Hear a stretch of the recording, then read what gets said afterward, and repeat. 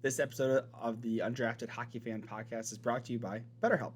Now, have you noticed these whole things, little things popping up all around the place? But there's a thing called gyms, right? People are out there and they're so praised. You're going, oh my God, you're going at 5 a.m. to go work on your body and do workouts. Good for you. Oh my God, that is amazing. I could never.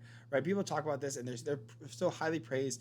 Oh, you're a runner and everything. And that's amazing. If you were able to do that, I'm a little jealous. You have time to go to the gym. I need to focus on more going to the gym.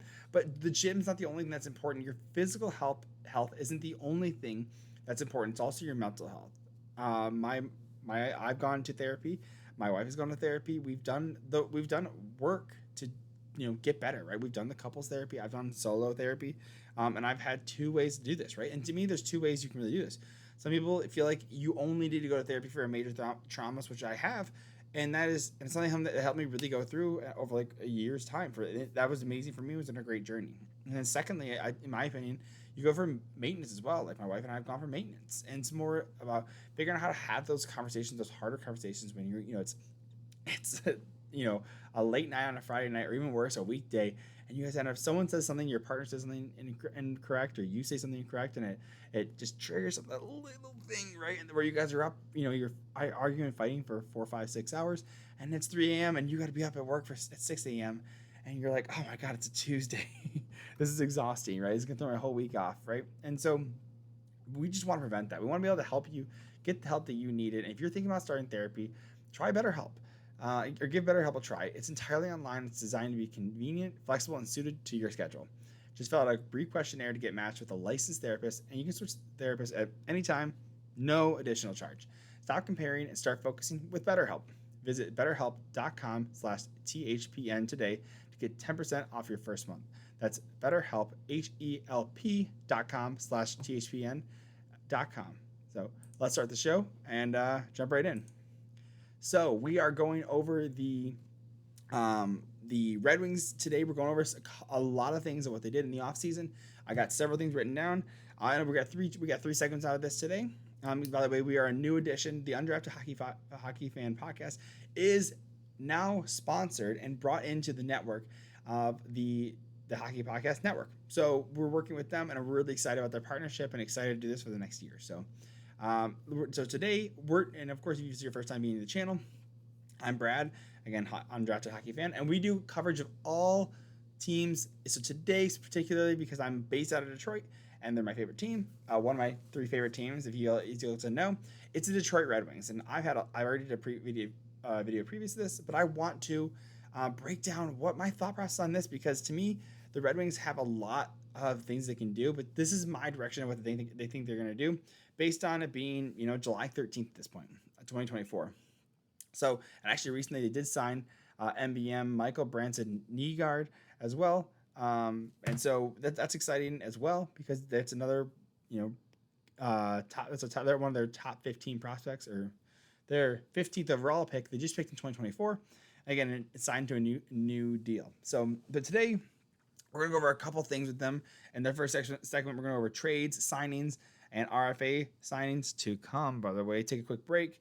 Then we'll go break down my opinion on what the lineup will look like. And do again another quick break. And in segment 3, we're going to be talking about some rookies and potential buyouts. So we're going to jump over, and let's jump over to, like I said, we're going to go over the trades of recently. So, by the way, thank you to Puckpedia. Previously, I used CapFriendly a ton. Big fans of them, but again, we're moving over to Puckpedia because CapFriendly was bought by the Washington Capitals. Good for them, for the guys there as well. I'm very happy. Disappointed on mine. I use CapFriendly, like I use it all the time, but again, we're going to use Puckpedia, and I'm actually excited to start using them. It seems like they have a really helpful, and I've heard their GM mode, which we're going to be using today to show the lines, is very easy to use, and I'm excited to use it. By the way, how about this Red Wings Detroit Tigers hat? Oh, I got a couple signatures. I got Husso, I got Lombardi, and I have if you're listening to this not on YouTube, you can go check it out on YouTube. I got Kosa, Lombardi, and Husso signatures from last year's draft. So anyways, let's jump right into the trade. So we have Red Wings trading with the Nashville Predators, sending out prospect Andrew Gibson, a 2023 draft pick, second round pick, and picking up Jesse Kiskinen and a 2024 second round pick, 53rd overall. This is prior to the draft as well. And moving out Andrew Gibson, he was thought of as like a pretty high prospect. He was thought really highly regarded. He was having a great season in the OHL, especially as a defenseman, put up a ton of points.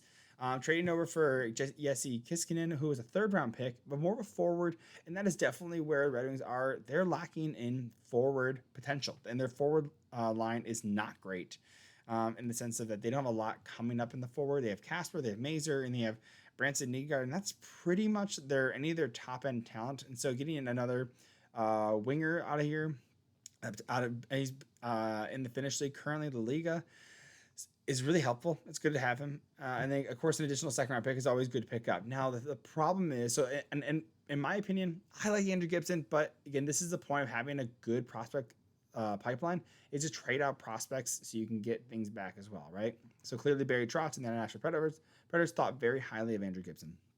Now, I thought this is a good trade. Enjoyed this one. Problem is, in the same day, we had Jake Wallman sent out to the San Jose Sharks for a 2024 or for that same 2024 second round draft pick, 53rd overall, and Red Wings get future considerations back. I'm pretty bummed about that. I'll be honest. I really like Jake Wallman. I really saw him being a good like middle pair. If they're in the cup winner, maybe third pair. But like I thought he played well. I think he slowed down a little at the end of the season. There was some scratching / he was injured. But to me, I really like Jake Wallman. And the thing is this is a price. So as a price, paying out a second round draft pick to take Jake Wallman is about right, because a couple years ago when the Red Wings picked up Mark Stahl, he had a $5 million cap hit for 1 year, and the Red Wings took on and the Rangers sent over a second round draft pick with that second round draft pick and Mark Stahl over to the Red Wings for future considerations. So that's basically what the Red Wings are doing. They're sending Jake Wallman over with a second round draft pick, and it says $3.4 million, but that is not entirely true. That's only half of it, because Jake Wallman's on a 2-year contract. So this is actually going to be helping them. They'll be taking on $6.8 million over the next 2 years, and as a cap hit. So I don't know what the real money is, but that's based around what the San Jose Sharks are taking on. So that is the price to move money.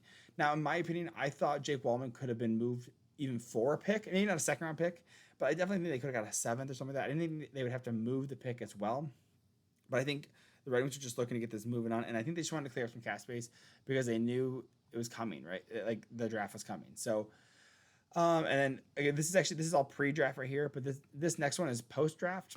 We have the Red Wings sending out to clear up again more cap space, Robbie Favre in a 2025 4th round pick, and the Red Wings are getting back Gage Alexander, a goalie.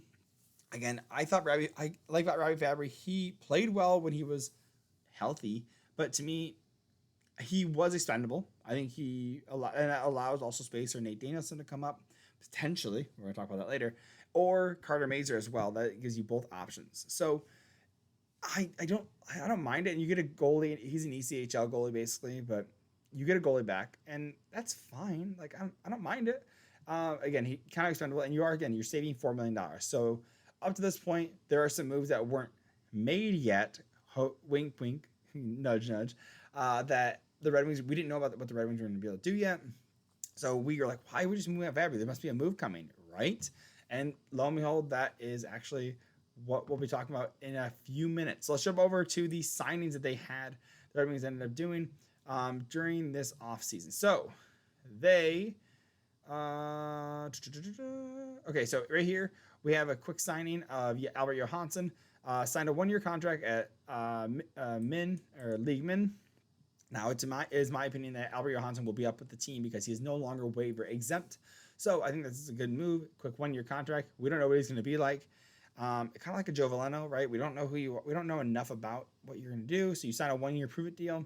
I imagine this will be something similar to what Berggren's going to be signing. Either that or they're going to move him. I honestly, I'm kind of over Berggren right now at this point. Like if you want to keep him, great. If you don't, move him. I'm tired of this dance, in my opinion. And then moving on, they re-signed Patrick Kane right before, $4 million cap hit initially with performance bonuses up to $6.5 million, or up to another $2.5 million. So keeping Patrick Kane, huge. I mean, that is a huge addition, huge skill, and we're like, okay, this is great. Is this why we wanted to move out with Jake Wallman? And that is part of it as well. So we're gonna go through a couple more things. Got William Lagesson. He's gonna be waived to probably be in the AHL. Good depth, seventh guy or 13th forward you can bring up.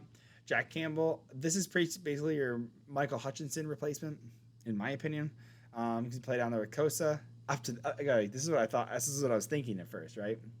You bring Sheldon Dry. He's a depth center. I think he'll probably end up playing in the AHL as well. This is a 2-year contract. So Christian Fisher, 1-year contract. Bringing him back as a 4th-line guy. Awesome penalty kill. Good for that. Good to have that. And allowed him to go out there and kind of explore if he wanted to. You have Eric Gustafson as well. He's kind of your Gostisbehere replacement. So you got your offensive defenseman. And he's kind of not a wish.com. He's like a diet Shane Gostisbehere. Similar offense, does very well in the offense. Hopefully puts up similar points as well. A little better defensively. So we'll see, man. I think $2 million. This is 2 years for $4 million. $4 million over 2 years to $2 million a year. So it's about less than half of what Shane Gostisbehere is. So this allows you to, kind of have a guy here on a reasonable contract that's going to be here for a bit, and allows them when Jeff Petrie leaves, you can take over that. Mind you, Eric Gustafson is left-handed, so he's playing the left side. So that's a little bit of issue there. The left side's looking a little stacked. But I think this is good because it's going to allow you had Shane Gostisbehere to teach people like Mo Seider how to play the point, which I think Mo Seider is going to be your PP1 at this point now. And now you have Eric Gustafson, who's also going to help teach him and Simon Edvinsson to play that PP or power play. I think that's going to be huge. It's going to be up learning. He's going to be here long enough, right? Simon Edvinsson only played like 19 games last year. I think 16 or 19 games.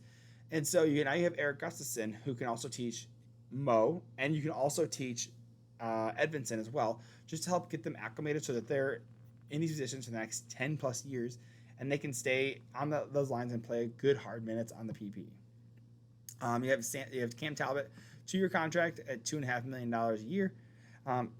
Easy. I actually, in my video before, if you want to go check that out on my YouTube, I did actually say that the Red Wings should assign either Stolars, trade for Gibson, or Talbot, right? I think any of those were going to be good. The Red Wings have Husso and Lyon on for 1 more year each. So to me, it was like, okay, what are we going to do here? We need a goalie. And to me, based on what I knew, I didn't know Cam Talbot wasn't willing to sign more than a 1-year contract. But to me, I had Gibson because he had the multiple years, right? But we know that we have a pretty good idea that Anaheim was not willing to retain on that. So we have Cam Talbot here. I think this is a great deal. This allows a good transition of teams, right? Kosa can take the net down in the AHL, take it over, and Jack Campbell can back up, right? They can tandem that down in the AHL.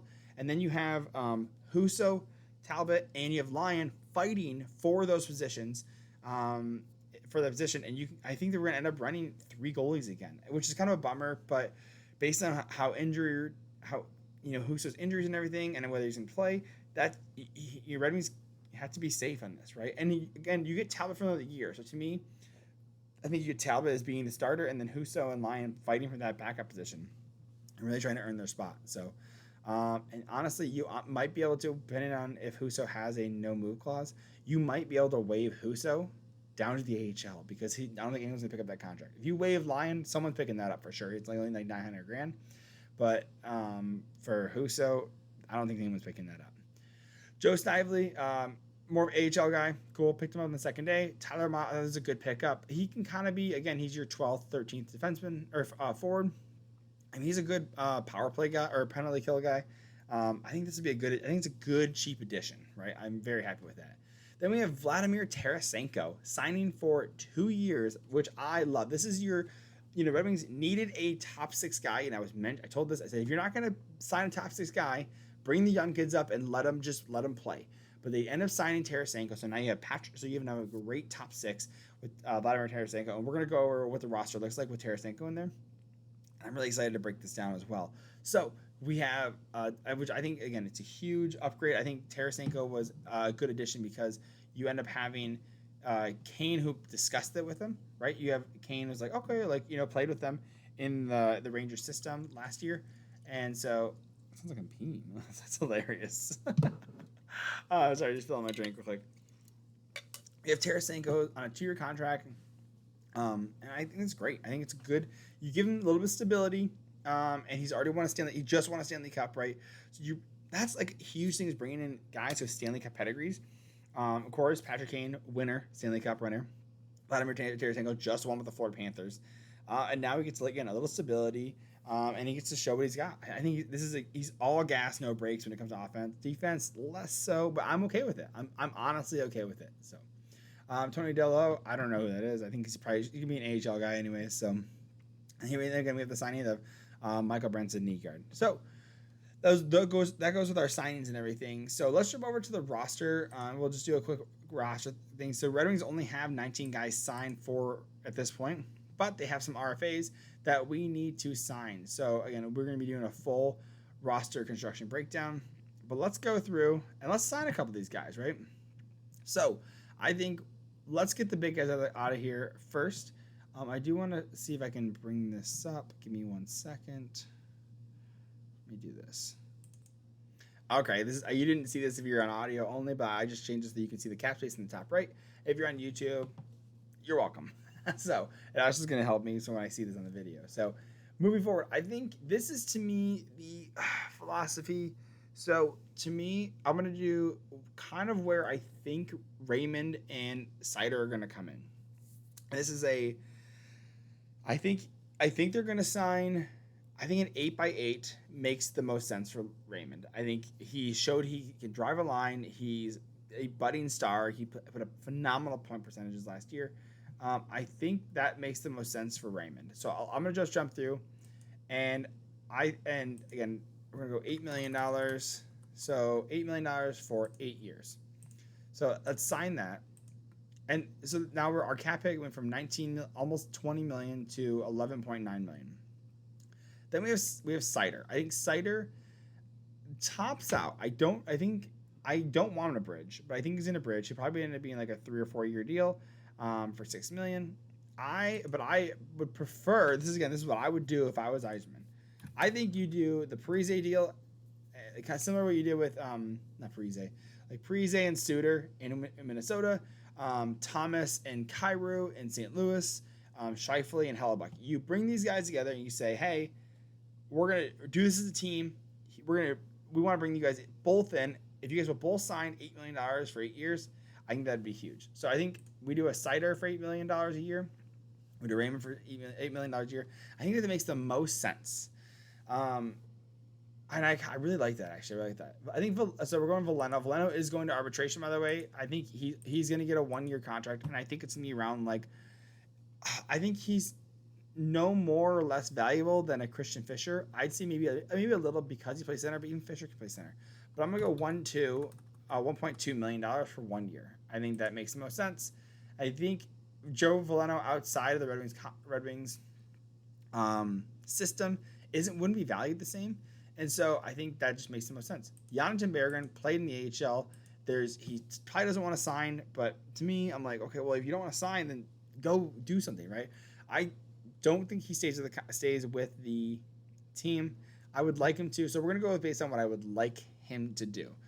I think he signs for $800,000. I think he does what I think this makes the most sense because, and it's from a player and team perspective, right?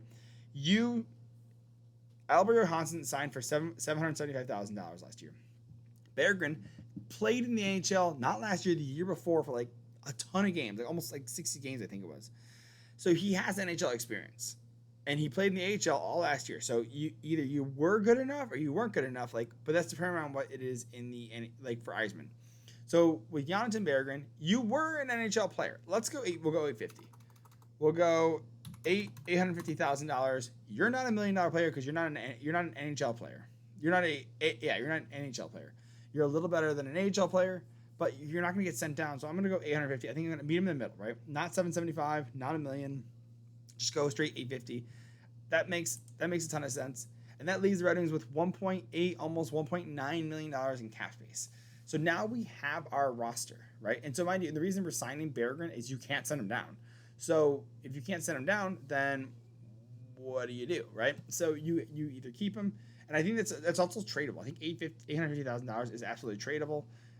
It's not gonna kill you. It's not great, but he's not gonna kill you, right? And it's a prove it year, and you say, okay, hey, if you're gonna prove it, prove it. Let's show me, right? So that is our first. We got the roster all made. We got our RFAs and everything. We're gonna take a quick break. Go to segment 2, and we're gonna break down the lineup. So stick around for a quick ad read. So we'll jump over. DraftKings. Talking about a little DraftKings. So, when it comes to DraftKings, we're going to bet the action on the ice with DraftKings DraftKings Sportsbook. I know the season's over. Stanley Cup's already been awarded, and that's great for the Florida Panthers. And we know we have hockey coming up. Start of October, you have first. Let me jump over real quick. We see you have Buffalo versus the New Jersey Devils, and it's on a Friday. October 4th. So it's right at the start of October. And you're thinking, what am I doing betting on NHL right now? Well, why aren't you getting ahead of the game right now? There are development caps happening. We're going over a Red Wings roster right now to see how the roster's going to look. Do you think this looks like a winning roster? Do you think this is a team that can go far in the playoffs? Hey, maybe you want to think, hey, are they going to the Stanley Cup Finals? Who knows? Do you want to bet the puck line, the money line? Do you think, oh man, is this team rebuilding? Are they not? And you can make these bets right now, right? So you're looking at the Buffalo Sabres and New Jersey Devils. Who do you think is going to be better? And you can bet that today, right now, just to get 3 months ahead. Get a little bit of advantage before the numbers come in, and you can get ahead of everything before everyone else does, and get that little bit extra coin before everyone else does. So if you're interested in doing this, download the app now and use the code THPN. New customers get $150 instantly in bonus bets for betting just $5 on hockey. That's code THPN, only on DraftKings Sportsbook, an official sports betting partner of the NHL. The crown is yours. Bonus bets expire 168 hours after issuance. Gambling problem? Call 1-800-GAMBLER or visit www.1800gambler.net in New York, call 877-8-HOPE-NY or text HOPE-NY 467-369. And in Connecticut, help is available for problem gambling. Help is available for problem gambling. Call 888-789-7777 or visit ccpg.org. Please play responsibly. On behalf of the Boo Hill Casino Resort, 21 plus. Age varies by jurisdiction. Void in Ontario. Bonus bets expire 168 hours after issuance. See dkng.com/hockey for eligibility, deposit restrictions, terms, and responsible gaming resources. NHL and the NHL Shield are registered trademarks of the National Hockey League. And let's jump back into the program. We're going to jump over to the roster. Okay, so we are doing the roster, and this is for segment 2. Again, using Puckpedia GM. It's our first time using it, but honestly, I really like this setup. So let's jump into it. So we have Alex DeBrincat, Dylan Larkin, Tarasenko. So this is, again, I didn't put these. All I did was log in. You've seen everything that I've done so far. So what did we like last year? And so this is kind of where my head goes, and this is some of the things that we've talked about, or that has been talked about in the media. I think one of the easiest things we can talk about is, and I'm going to overthink this a little more than I probably should. We saw last year that I'm going to move Tarasenko over here put him over here just to hold space. We saw a DeBrincat, Dylan Larkin, Lucas Raymond last year, right? This is what we saw. And that worked out really well. I thought it went really well. And to me, I think what's going to happen now is you're going to have this is what I'm saying. So I don't think it's going to happen this way. And the reason is, and I would like for it to, I think that was good. The problem is you go to if you're looking at this, we have a 2C of JT Compher. Patrick Kane's playing on the second line on the right side. Well, you have a defensively responsible JT Compher. Great, awesome. You have a defensively irresponsible Patrick Kane. You can't have a second defensively irresponsible guy in Tarasenko, JT Compher's just not good enough, not fast enough to do that. He's tough, but he's just not that good. So, in my opinion, I think what's going to happen, and what was talked about in the media, was Tarasenko had played on the left side for Ottawa, and so there is a possibility that he plays on the left side as well. So, in my opinion, because you're looking at best connection, I think the starting line, I think they're going to try this out. You'll see it in practice. I think what we're going to do is we're going to drop DeBrincat down a line because we know he plays well with Patrick Kane. He's a little more defensively responsible, and we're going to move Tarasenko over to the left side. Now, in this case, I believe we can do either Raymond on the. I think they're might even try if Tarasenko is so bad on the left side. I think they can actually move Raymond over the left side and see how it goes. I mean, it might work out, but I think that is an option for either or.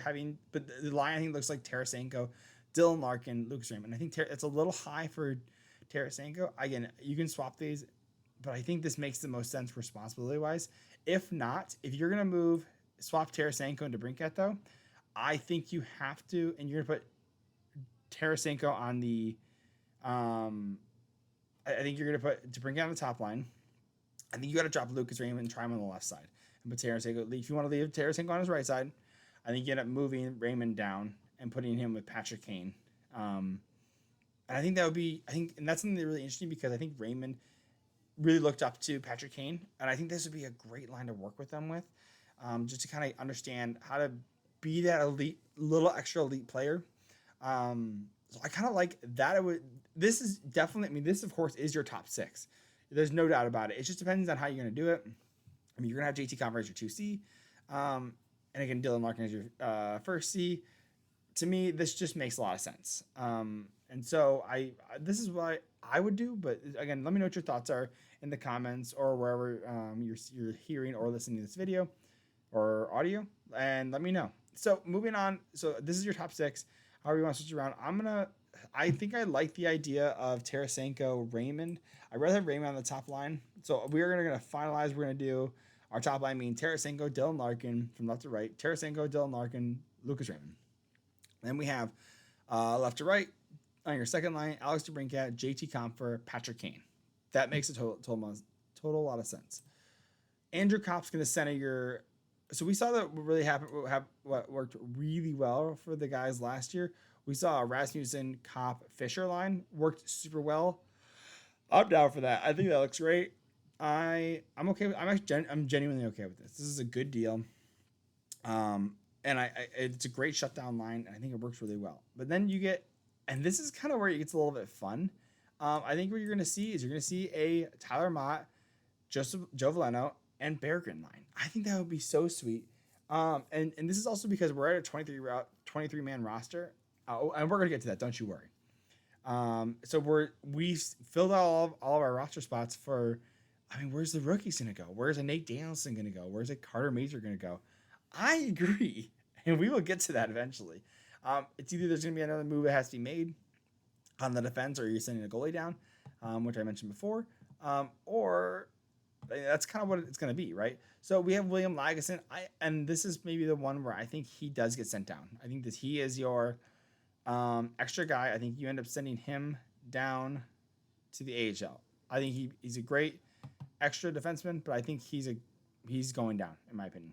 So, and then you have a Ben Sherratt, Jeff Petrie. Well, that's not going to happen, right? We're going to put Seider as your one, right? Your Ben Sherratt and Moritz Seider. That worked out really well. So we're going to run that as your top pair. That makes no sense, right? We're going to move Edvinsson over to the left. I think what we saw is your next best defenseman was your Edvinsson. You want him to play good minutes. And Eric Gustafsson, again, more of a power play guy, is going to play on the second pair or the third pair. So we have on the left side looks at Ben Sherratt, Edvinsson, Gustafsson. Okay. Then we have Mata, who can play usually plays left side, and Justin Hull plays right side. Well, we don't love that. I think what they're going to do is they're going to have scratching Hull again, or moving Gustafsson over to the left side and using Olin Mata, or on the right side, move Eric Gustafsson on the right side, and have Olin Mata on the left side. I think it's going to be something like this. But mind you, we are missing somebody. That extra spot, like what happened to him? Well, recently, remember, they signed Albert Johansson. So he actually has to come up he has to be called up. So moving him up because he has to play. It's he has to play because he can't be put through waivers anymore. And in my opinion, if he does, he will be claimed. So then you have Albert Johansson, who's gonna have to who to me is gonna be your seventh guy. I think he's gonna be because they don't see Justin Hall as being the guy long term in this team because they scratched him so much last year. He played like 34 games.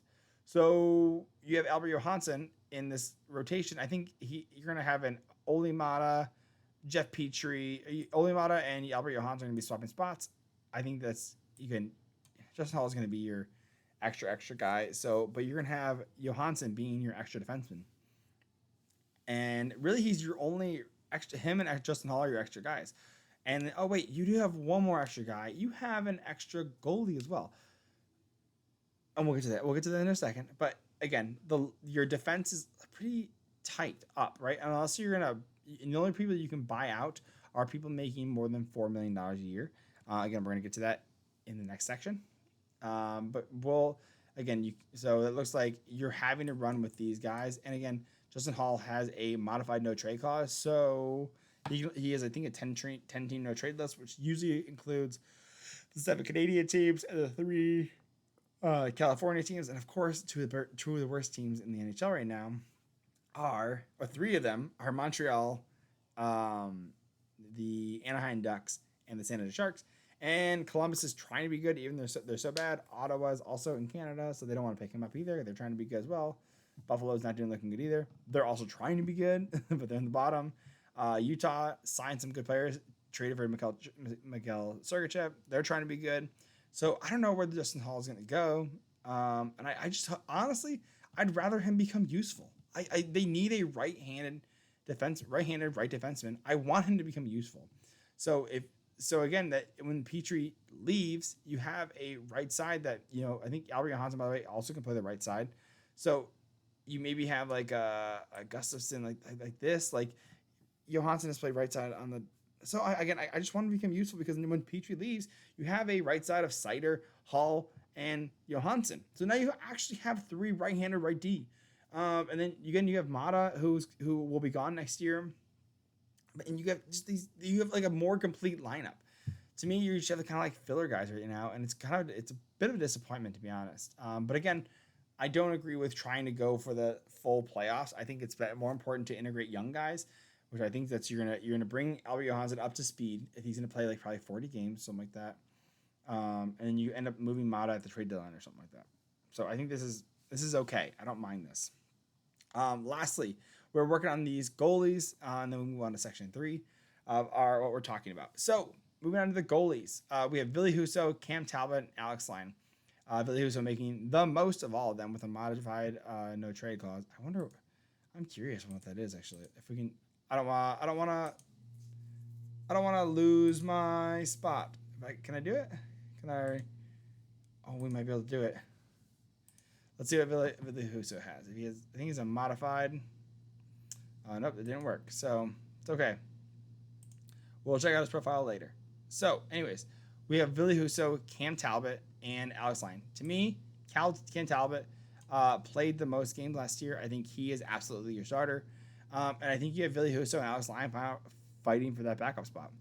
And to me, based on what happened last year, Alex Line is the better goalie right now because Husso was hurt. Supposedly, Alex Line did cut his finger at the U.S. Nationals or the national tournament. So he came home early. Ville Husso, again, injured a bunch, but he should be good for a training camp. Awesome. However, at what point do you say, like, okay, he's one of the more expensive goaltenders. So he's injured. He might work out well. I hope. And again, I goes back to Justin Hall where I'm like, I don't want you to be bad. I want you to be good. I want you to perform. The Red Wings pay you this money to be here. Then earn it. Earn that contract, right? Cam Talbot's a little older, but he played like 50 games last year. So, and he played great. He played great on a better LA team, by the way.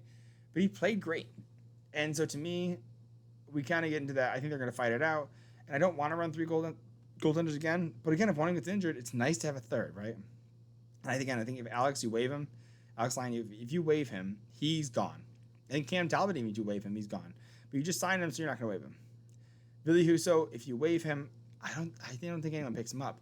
But then you have an issue in GR where you're like, okay, like, so we have Huso, Kosa, and Jack Campbell. Well, Kosa's not losing the net. Objectively, he needs to continue to develop. He's getting half the net. So now you're splitting Huso and Jack Campbell down in the AHL, right? Both on 1-year deals. Huso he better be the better goaltender. But then why'd you sign Jack Campbell, right? So I don't know. I think they end up running 3 goalies all year long. I mean, I think that's going to be because we saw what happened with Alex Lyon. He did really good. He had really hot times, and he had really cold times. But about 40 games was his max. 30. So let's say you put Cam Talbot for 30. You have Alex Lyon for 30. You have Huso for 20. And that's a good spread. But they're not number one goaltenders, and you're going to need a number one goaltender, a good tandem, which is again why the Red Wings drafted Trey's Augustine. So that way you have a good tandem of an Kosa and an Augustine, similar to a Swayman and Allmark. That is the goal. That is the absolute goal, and you could see it happening. So, but they're still a long ways away. Again, Kosa earned a good deal of games last year, but he's not ready for the actual NHL, and he needs to learn to take on a full schedule so he doesn't make sure he doesn't get hurt and he does it properly. So.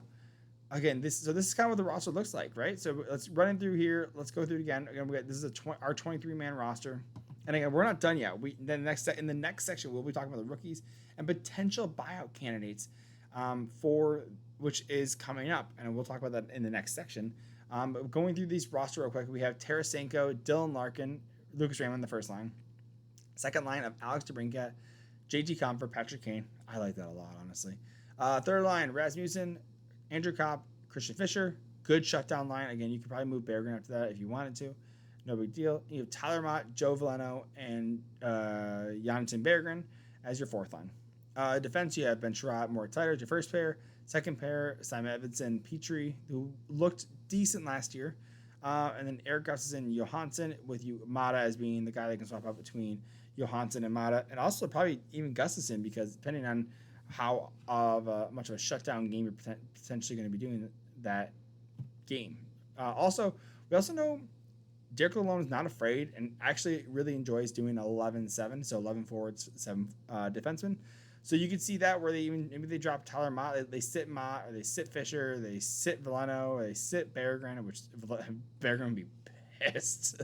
But again, you sit a Fisher, you sit a Kopp. I think you sit Mott, honestly. You sit a Tyler Mott. Or like you run Gustafsson, Johansson, and Mata in that third. That is also a possibility as well. So, and lastly, goal is, again, in my opinion, it goes Talbot, Lyon, Huso. Again, potentially with them waiving Huso to go down to the AHL just so that he can, because no one's going to pick up. No one's going to pick up a third goalie who's $4.75 million.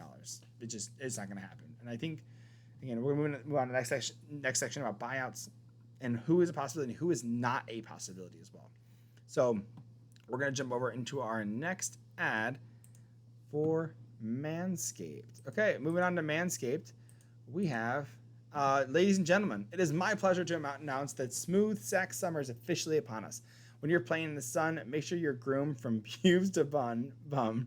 Thanks to our friends at Manscaped, you can make this season our smoothest yet. The Performance Package 5.0 Ultra is the ultimate bundle to keep your boys downstairs cool while looking hot. Join the 10 million men worldwide who trust Manscaped with our exclusive offer.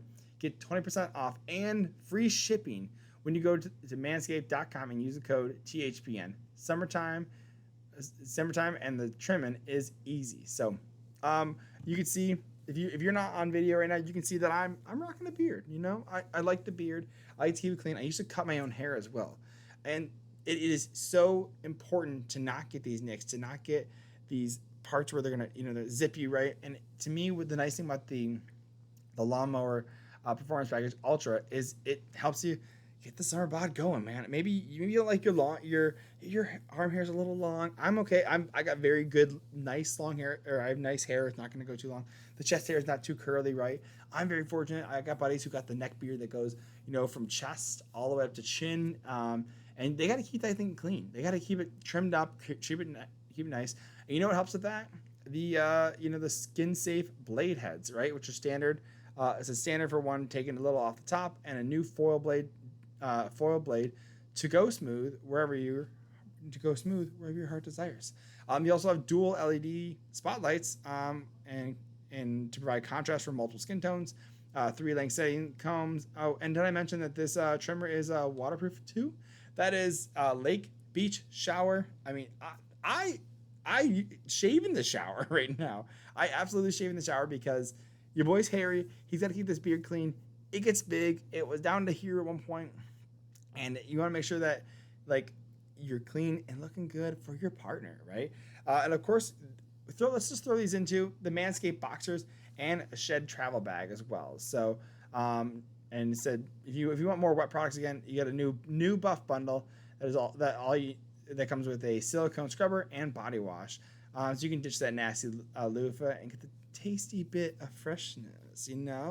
So again, get 20% off plus free shipping with the code THPN at manscaped.com. That's 20% off plus free shipping with the code THPN at manscaped.com. It's smooth sack summer, boys.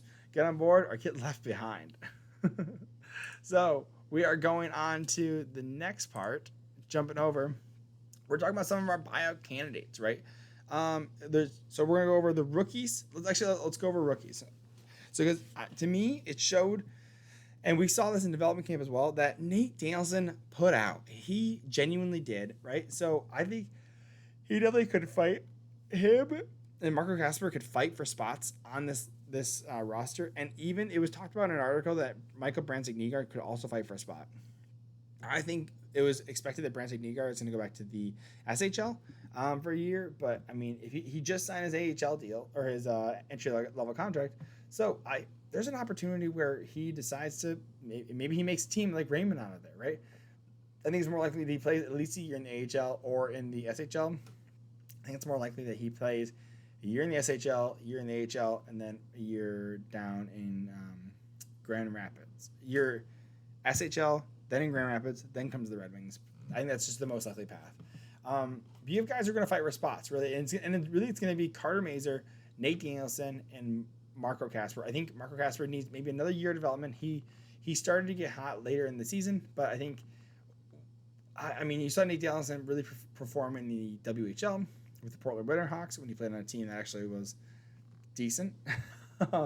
And again, I think these are great guys. I think Carter Mazur kind of gives you that Perron aspect that they may be missing. Something that like what Michael Rasmussen kind of does, like grinder, gets in the dirty areas. Nate Danielson has a ton of compete. If you haven't seen the videos online, he competes like a dog, man. He wants that puck, and he wants it bad.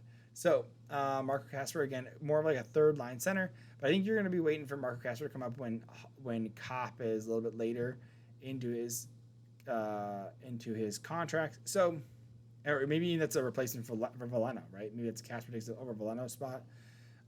Again, you don't want that to be a fourth line center, but that's kind of how it's going to end up probably shaking out. Or maybe he takes over that third line center and you move Kopp down. But again, you don't want to be paying a guy $5.6 million to do that.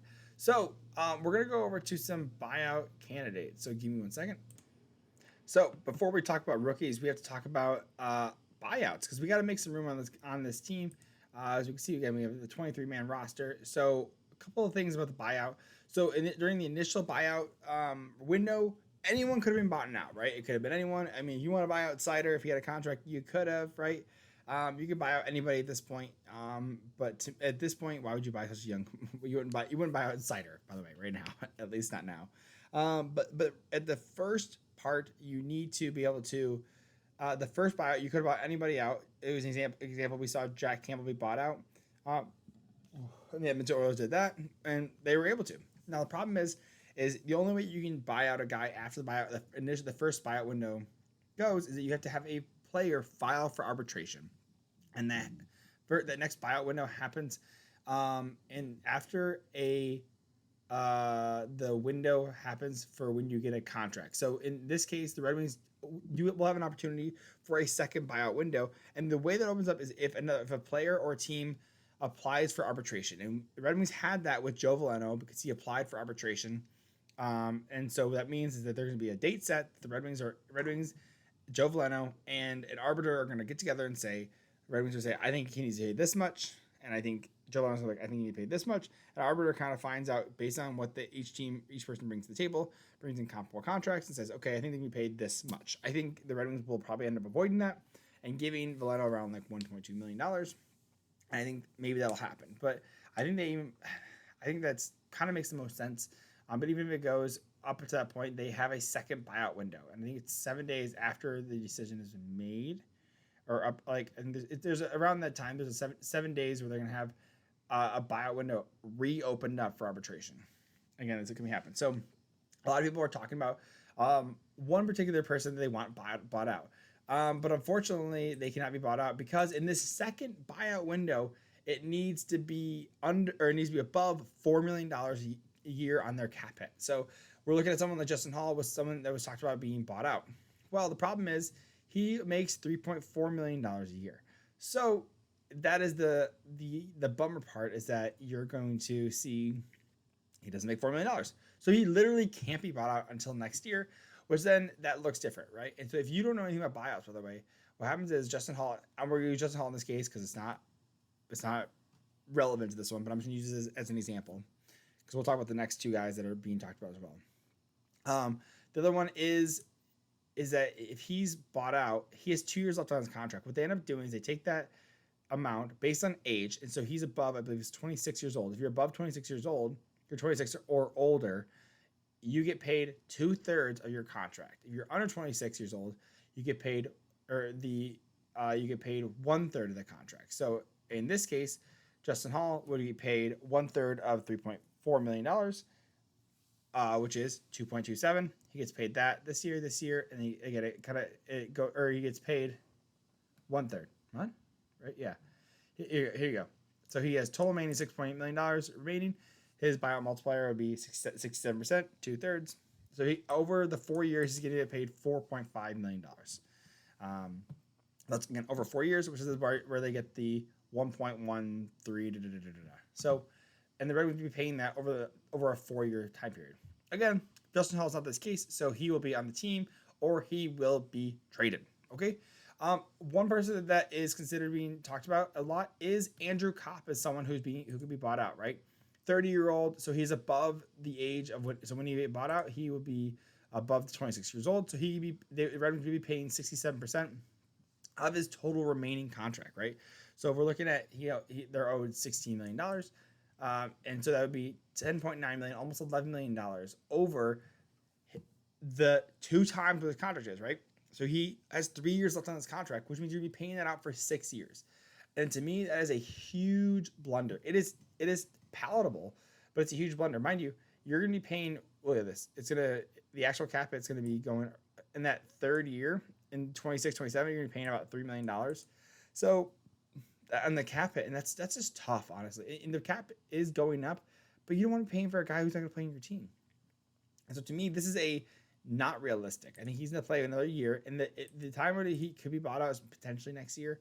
But I don't know if I don't see it this year. I don't see it happening. Again, you're going to get a huge savings. You're going to get 4.4 this year. But do you really need the savings? Like at this point, the Red Wings they may be a fringe playoff team. And I think they actually might make the playoffs this year in the 5th spot, by the way. Wink, wink, nudge, nudge. That's for a later video. But to me, this is not a good possibility yet. I just don't think it's smart. Also, by the way, you're going to have to replace him as well. Who's going to play your third line center? Again, that's kind of where you can get potentially a Marco Kasper or Nate Danielson. But are they ready to take on an NHL position like that? I mean, you can move Joe Veleno up there, but I don't think he's a 3C at this point. So, again, either way, Andrew Kopp, he's talked about a lot being bought out. I don't think it's possible. It's going to be too long of a buyout. Like, it's going to take too long to buy all that out. It doesn't make sense at this point. Maybe next year, but we'll see. Other one that we could be bought out is Ville Husso. And this is actually, I think, one of the more real possibilities. Again, we talked about there's no extra space on this roster right now. They can't bring up a 13 forward because there's no space for it. They have all 12 of their forward spots taken up, right? So to me, I think there's a real possibility that Ville Husso is potentially bought out. Again, he's making $4.7 million a year, right? And he is above the 26-year-old. He's still above 26 years old, right? So that $4.75 million that he's owed for the rest of his next year, this up and coming year, he's going to pay $3.1 million. And it's going to be over 2 years. So you're going to be paying this guy almost $1.6 million over the next 2 years to not be in your team, right? That saves you $3 million this year. 3.1, almost 3.2. But then you get, again, a cap hit next year of $1.5 million. If the cap goes up $4 million, you only have $2.5 million to play with now. So it just, to give you perspective, like, it's still a cap hit next year as well. So to me, it doesn't make it. That means that is the most viable, again, to me. What just makes the most sense to me. That one makes the most sense if you're going to buy anyone out on this contract, on this as well, because I don't think you can buy out Petrie because he has a no move clause as well. So, well, this is a contract termination, which I don't think he wants that either. So these are, and you're not going to buy out JT Comfer. He's, again, too long, too expensive, and every other player still has value at this point.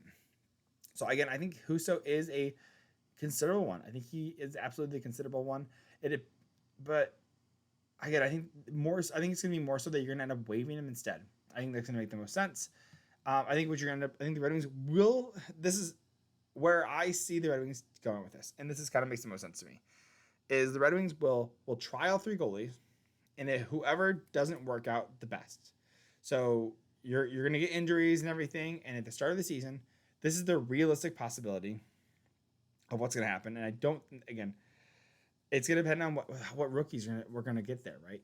So let's say Nate, let's go, or hypothetical, we're going to integrate. So buyouts are done. We're done with buyouts. So I don't think Husso gets bought out. He might get bought out, honestly. It might work out. But to me, this makes more sense of what to do with Husso.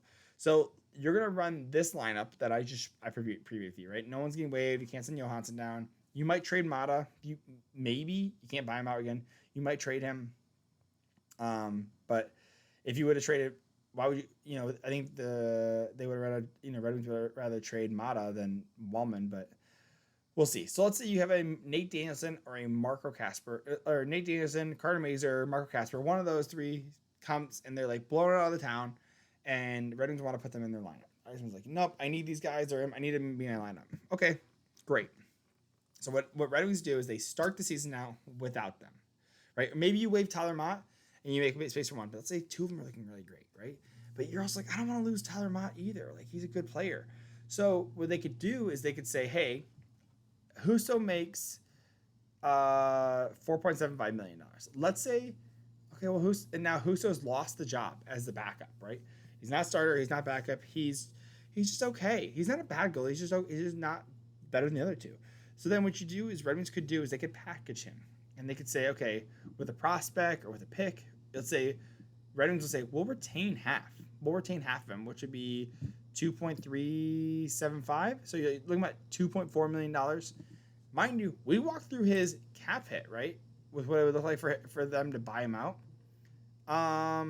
It would cost 1.6 this year, 1.6 next year. Ooh, they actually might buy him out. Man, they might buy him out. That would kind of make more sense, because if you retain half, it's going to cost you. If you buy him out, it's going to. They're going to buy him out. They're definitely. I think they're buying him out, because in my opinion, I thought what you could do is you could retain half on Husso. Let's say retain half. It's going to cost you $2.4 million, and then you send out like a prospect or a picks with them. It's like, well, why would you send out assets when it's really not going to save you that much over the long term?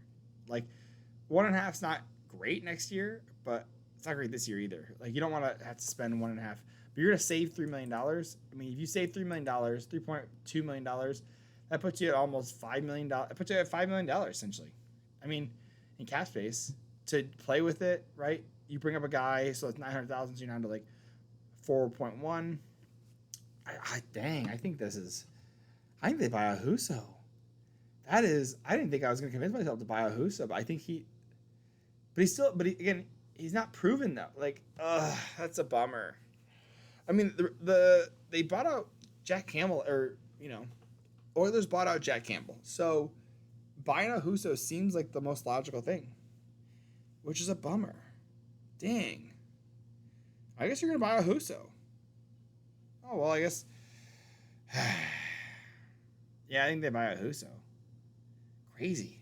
Okay, so we got, and look at the roster real quick. Let's buy out Huso. Let's just buy it out. Yep, we're gonna. Here is the breakdown: 1.5 over the next 2 years. Yep, we're gonna buy it out. That makes so you're saving all this cap again. Like I said, we're gonna have $5 million in cap space, but now we have 22 guys. So now we can bring up a. Let's say it's a Nate Danielson. Let's just bring up Nate Danielson. Not as a D. So you bring up Nate Danielson. You put him at the wing with. Actually, I think you put Nate Danielson as a wing on the third line with Andrew Copp and nope, you move him over here. You put Fish like this. So yeah, that makes more sense. You put Raz, Copp, Danielson. That makes sense because you're not going to put Danielson on the fourth line. And you do Fisher, Veleno, Berggren. I kind of like that. Or you, if you want to, I don't know if Andrew Copp can do this, but you put maybe Berggren, Danielson with Copp. You put Raz. Yeah, put Raz, Veleno, Fisher. That would be fun. Oh, that'd be so much fun. I mean, something like that could really work. Again, and then you have Tyler Mott as well. Where did he go?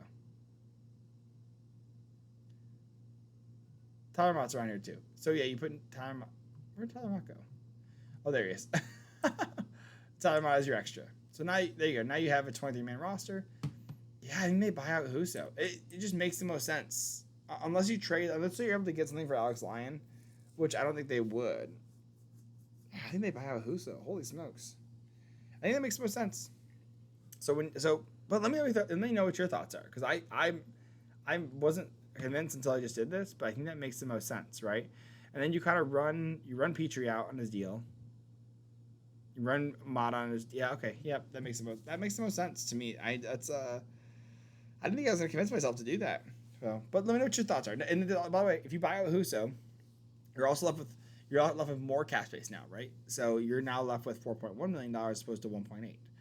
So you now have space that if you're close, you're going to be a team where you're really close, right? Maybe at the end of the year, you trade a Berggren or a Johansson, right? Let's say you want to shore up that right side, get a right-handed defenseman that you actually like. You trade out a Johansson, you trade out a Armada, you trade out a Berggren, right? Or you trade out a Veleno, maybe a roster guy. Go get a guy that maybe is a little more established, maybe something like that. For a guy that you're not going to keep, maybe you don't keep a Berggren or a Veleno or a Johansson. I mean, there's options. You have options now, which is really one of the things the Red Wings need to do is they need to recognize they need the options to move guys and everything. So I like this. I think this is gonna be a lot of fun. But let me know what your thoughts are, because I'm just kind of just running through this myself and talking myself into a room. So if you got any thoughts on this, let me know what your thoughts are. I really appreciate it. I love you guys. Thanks for tuning in. Thank you to the Hockey Podcast Network for sponsoring this. BetterHelp, Manscaped, DraftKings. Let me know what content you want to do. I'm going to be doing something like this for all the teams during the summer. I want to do breakdowns of all this stuff. I'm really excited too. I love the offseason stuff and all the signings and trades. I'm a big fan. So if you're a fan of hockey in general and you want me to talk about your team, hit a like, hit a subscribe, and put it in the comments. Hey, check out the Chicago Blackhawks. I think I want to do them next. I think that seems like a lot of fun. I think I want to either do them, Dallas Stars, San Jose Sharks. I like these rebuilding teams that are some of the most fun because you're like, man, what are they doing? What are they going to do? What's the direction? But again, the direction of this team, I think the Red Wings make the playoffs. And I think they make it in the fourth spot in the Atlantic. Or fourth or fifth spot in the Atlantic. I think either Boston or Tampa Bay just doesn't make the cut. I think it's more that Boston doesn't make the cut. I know they signed Lindholm and Zadorov, but again, we're going to be making some of these. Don't you worry, I'll be doing a breakdown of all of where I think all the NHL teams are going to fall in the league, so that way my predictions for what's up and coming. And so yeah, let me know what your thoughts are. Hit like, subscribe. Welcome to Undrafted Hockey Fan Family, and I love you guys. Catch you later.